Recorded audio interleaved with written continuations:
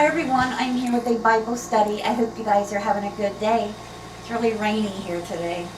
We're supposed to even get sleet or snow or something tomorrow, I heard. Okay.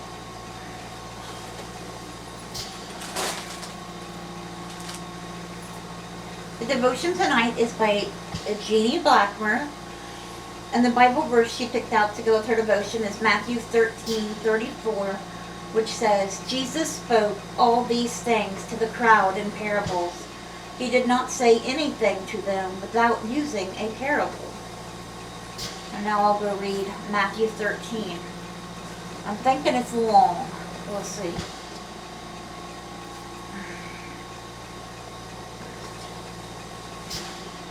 Yeah, it's a little long.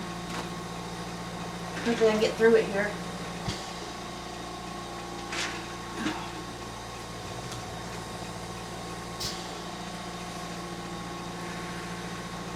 That same day, Jesus went out of the house and sat by the lake. Such large crowds gathered around him that he got into a boat and sat in it, while all the people stood on the shore. Then he told them many things in parables, saying, a farmer went out to sow his seed. As he was scattering the seed, some fell along the path, and the birds came and ate it up. Some fell on rocky places where it did not have much soil. It sprang up quickly because the soil was shallow, but when the sun came up, the plants were scorched, and they withered because they had no root. Other seed fell among thorns, which grew up and choked the plants.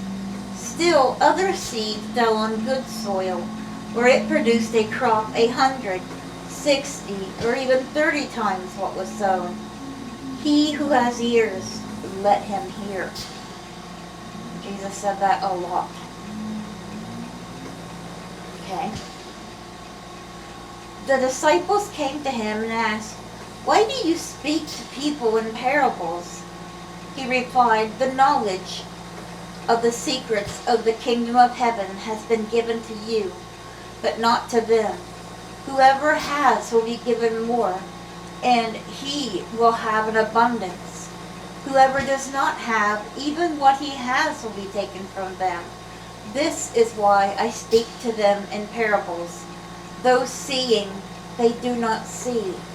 Though hearing, they do not hear or understand. In them is fulfilled the prophecy of Isaiah. You will be ever hearing, but never understanding. You will be ever seeing, but never perceiving. For this people's heart has become calloused. They hardly hear with their ears, and they have closed their eyes. Otherwise they might see with their eyes, hear with their ears, understand with their hearts, and turn, and I would heal them. But blessed are your eyes because they see, and your ears because they hear. For I tell you the truth, many prophets and righteous men longed to see what you see, but did not see it, and to hear what you hear, but did not hear it. Listen then to what the parable of the sower means. Wait 1 second. When anyone hears the message about the kingdom and does not understand it, the evil one comes, the devil, and snatches away what was sown in his heart. This is the seed sown along the path. The one who received the seed that fell on rocky places is the man who hears the word and at once receives it with joy. But since he has no root, he lasts only a short time. When trouble or persecution comes because of the world, he quickly falls away. That's the one, hurts me the most. The one who received the seed that fell among the thorns is the man who hears the word, but the worries of this life and the deceitfulness of wealth choke it, making it unfruitful. But the one who received the seed that fell on good soil is the man who hears the word and understands it. He produces a crop yielding 100, 60, or 30 times what was sown. Jesus told them another parable. The kingdom of heaven is like a man who sowed good seed in his field. But while everyone was sleeping, his enemy came and sowed weeds among the wheat and went away. When the wheat sprouted and formed heads, then the weeds also appeared. The sower's servants came to him and said, "Sir, didn't you sow good seed in your field? Where then did the weeds come from?" "An enemy did this," he replied. The servants asked him, "Do you want us to go and pull them up?" "No," he answered, "because while you are pulling the weeds, you may root up the wheat with them. Let both grow together until the harvest. At that time I will tell the harvesters, first collect the weeds and tie them in bundles to be burned. Then gather the wheat and bring it into my barn." He told them another parable. The kingdom of heaven is like a mustard seed, which a man took and planted in his field. Though it is the smallest of all your seeds, yet when it grows, it is the largest of garden plants, and becomes a tree, so that the birds of the air come and perch on its branches. He told them still another parable. The kingdom of heaven is like yeast that a woman took and mixed into a large amount of flour until it worked all through the dough. Jesus spoke all these things to the crowd in parables. He did not say anything to them without using a parable. So was fulfilled what was spoken through the prophet. "I will open my mouth in parables. I will utter things hidden."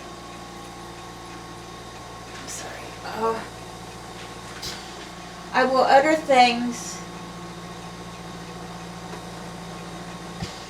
I lost my place.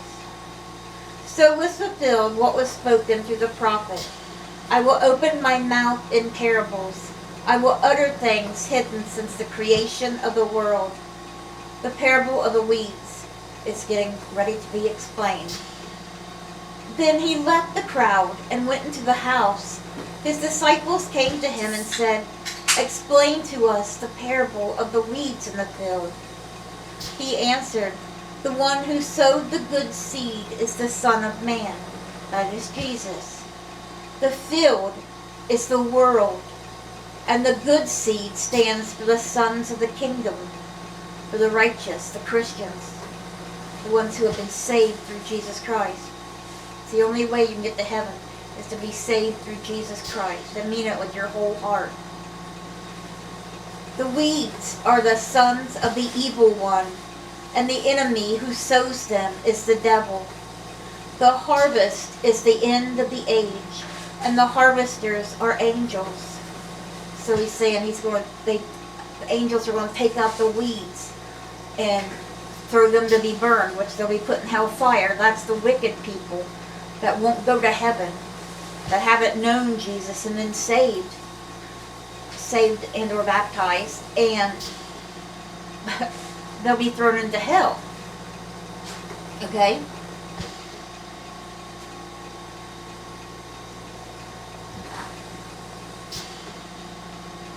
"The Son of Man will send out his angels." As the weeds are pulled up and burned in the fire, so it will be at the end of the age. The Son of Man, Jesus, will send out his angels, and they will weed out of his kingdom everything that causes sin and all who do evil. Because they're not children of God, they're children of the devil if you're evil. "They will throw them into the fiery furnace, where there will be weeping and gnashing of teeth. Then the righteous will shine like the sun in the kingdom of their Father. He who has ears, let him hear." The kingdom of heaven is like treasure hidden in a field. When a man found it, he hid it again, and then in his joy went and sold all he had and bought that field. Again, the kingdom of heaven is like a merchant looking for pearls. When he found one of great value, he went away and sold everything he had and bought it. Wow. Once again, the kingdom of heaven is like a thief. Once again, the kingdom of heaven is like a net that was let down into the lake and caught all kinds of fish. When it was full, the fishermen pulled it up on the shore. Then they sat down and collected the good fish in baskets, but threw the bad away. This is how it will be at the end of the age. What are you looking for, babe? The angels will come and separate them into the fiery furnace. You took it with you, babe. Where there will be weeping and gnashing of teeth.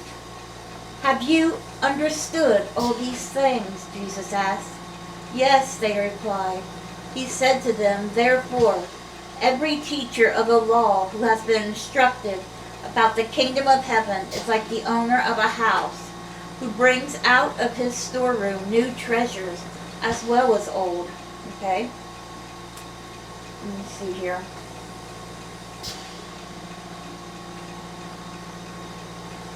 Oh, thank you. Thank you, Sharon. Oh, that's so nice. I was really getting dry here. Okay. When Jesus had finished these parables, he moved on from there. Coming to his hometown, which you know how that is when you're in your hometown. They think you're nobody special, you know.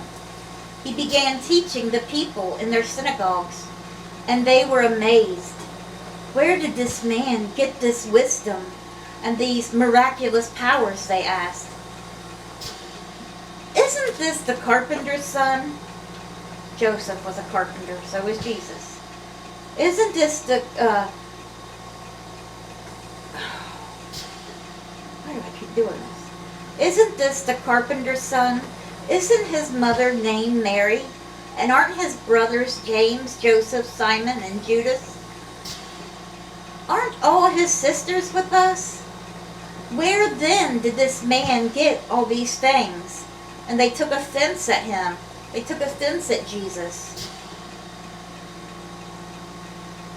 That's so sad, isn't it? But Jesus said to them, only in his hometown and in his own house is a prophet without honor. And he did not do many miracles there. He did not do many miracles there because of their lack of faith.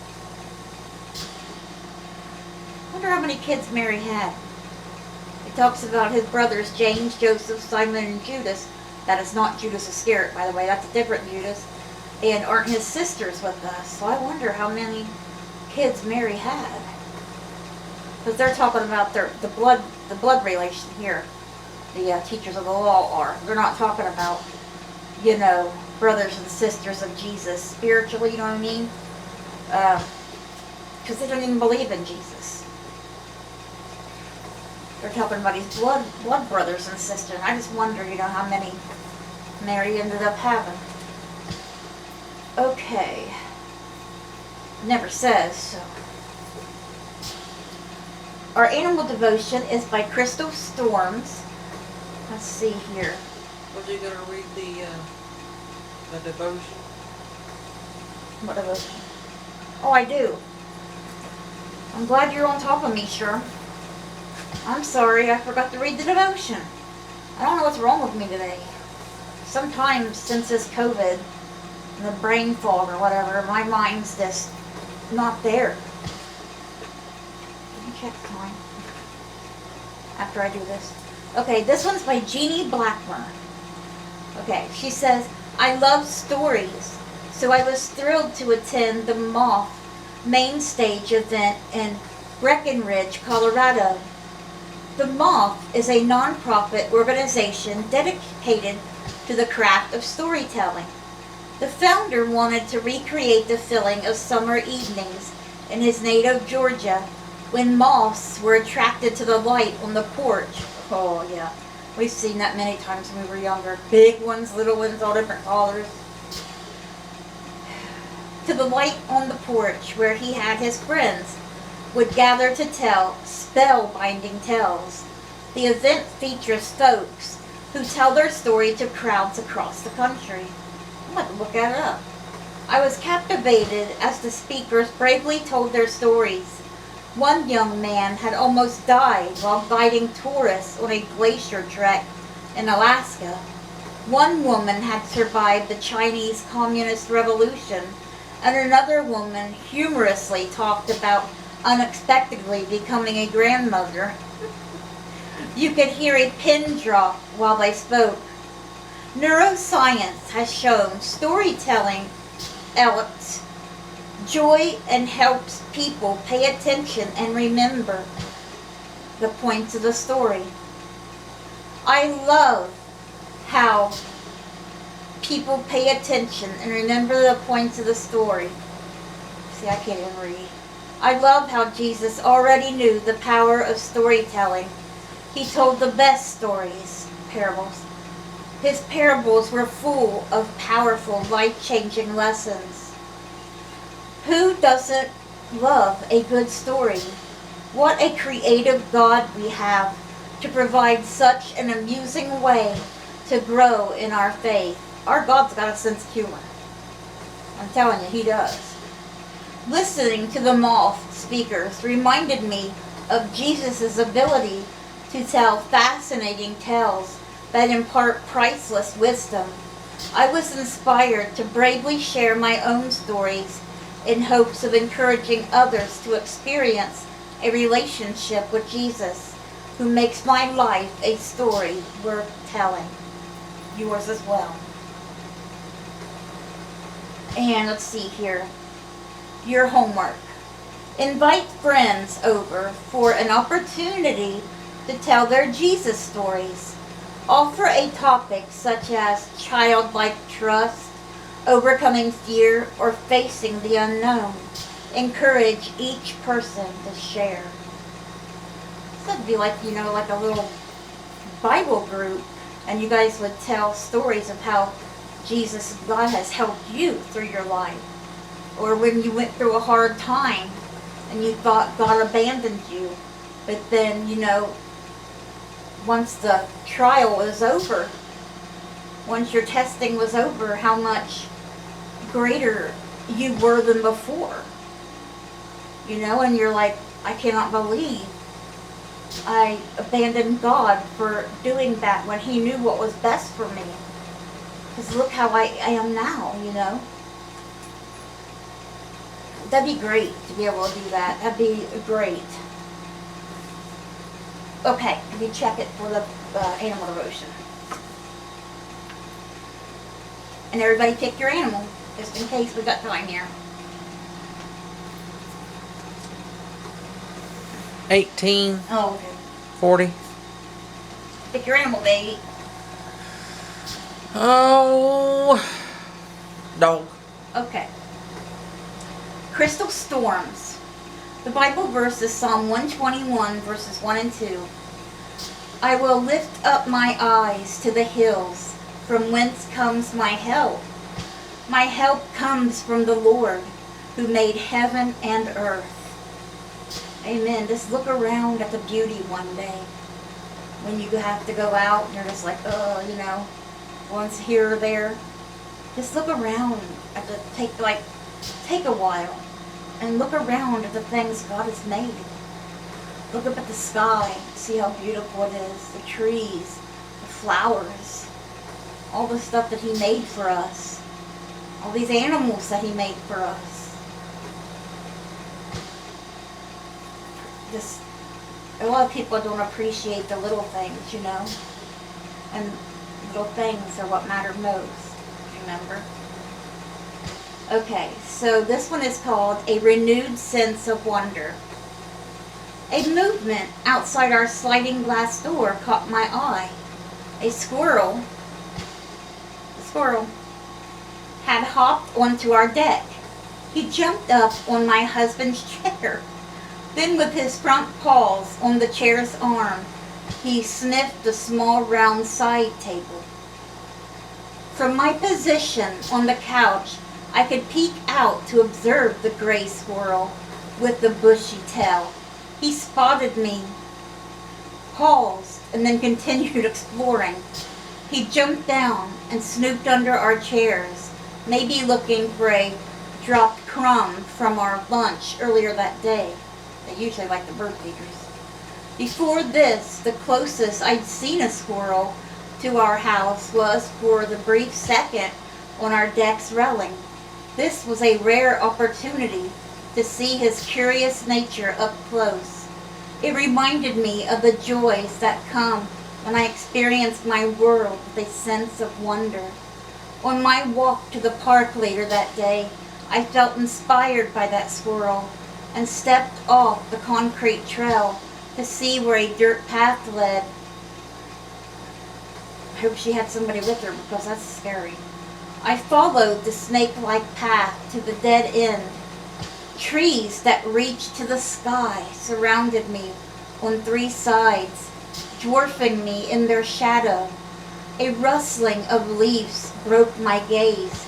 Who or what had made that noise? It was possibly just a small lizard or bird. Should I have picked them too? But I quickened my pace and retraced my steps. Within a few strides, the path widened and the concrete walkway came into view. I strolled back with a smile on my face and lightness to my day and thought about the squirrel, thankful for his inspiration to be more curious and observant, because I never know what's at the end of the trail. Amen. And it ends with a Bible verse, Psalm 65:8.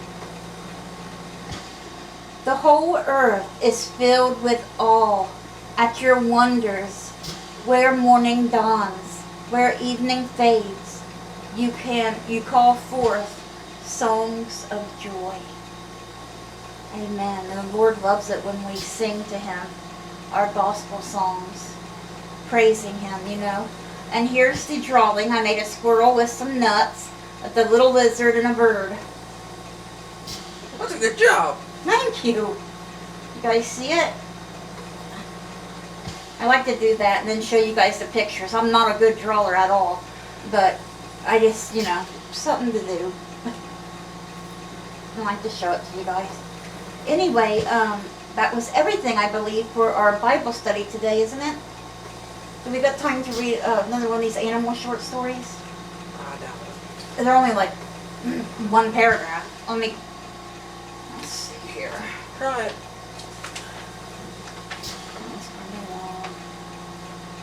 Okay, I'll read this one. These are true stories. A son's last words before entering heaven. Several years ago, we had in our care 3 children from the same family. This is a hospice nurse telling these. All of whom had the same neuromuscular degenerative disease. For parents to discover after giving birth to 3 children that they all had the same disease was more than the heart could comprehend. Yet the parents of these children cared for them in a way that was deeply moving. All of the medical professionals caring for their children were touched by the dedication and love of their parents they exhibited, selfishly being on call for each and every need, 24 hours a day, 7 days a week. The oldest child died first, and the parents, siblings, and all those involved in their care were devastated. But the way he died and the things he said held so much meaning later on. He was admitted into the hospital for care, and although he did not appear to be close to death, he suddenly began to rapidly decline. It became evident that his time was near and that he was dying. His dad was holding the oxygen mask close to his face in order to help him breathe. Pushing his father's hand away, the boy said, "Don't hold me, Dad. You don't understand. I'm already walking. If you could only see what I see." With that, he died.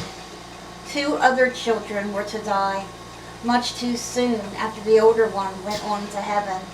Did the other child pave the way for the younger ones not to be afraid when their time came? Their brother was already walking in heaven. After all, he had told them so before dying.